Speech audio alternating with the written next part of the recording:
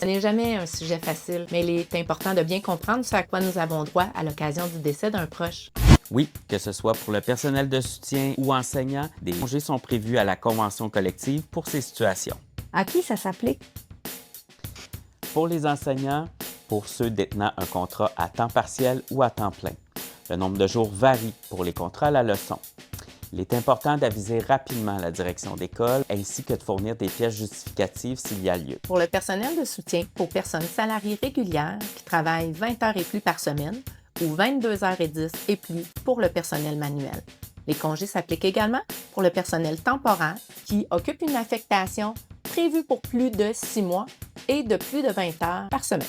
Le nombre de jours de congés varie selon le lien avec la personne décédée. Dans tous les cas, ce sont des congés consécutifs, que ce soit des jours ouvrables ou non.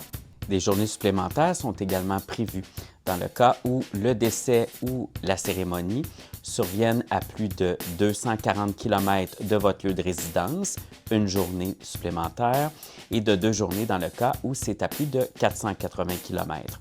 Ces journées supplémentaires peuvent être utilisées pour un seul des 2 événements et si un déplacement est effectué. Quand le congé commence-t-il? 3 options s'offrent à vous. La première, de prendre l'ensemble du congé à l'occasion du décès ou prendre le congé lors du décès et de conserver une journée pour la cérémonie. Et la dernière option, c'est de prendre l'ensemble du congé à l'occasion de la cérémonie. Si vous avez choisi l'une des options 1 ou 2, mais que le décès est survenu alors que vous aviez complété votre journée de travail, le congé débutera tout simplement le lendemain. Y a-t-il des cas particuliers? Oui, dans le cas de l'aide médicale à mourir, les congés peuvent être utilisés à compter de la journée précédant le décès prévu. Puisque ce sont des congés spéciaux, ils ne sont pris dans aucune banque existante et s'appliquent également pour les enseignants en service.